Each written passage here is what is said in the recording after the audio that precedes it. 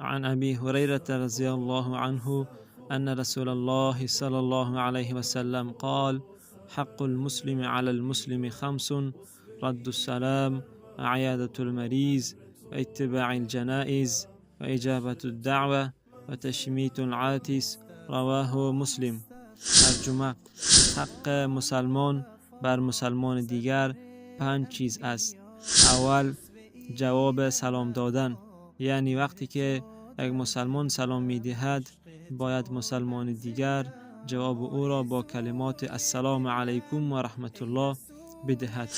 دوم، عیادت کردن مریض، وقتی که مسلمان مریض میشه باید مسلمان دیگر به عیادت او برود.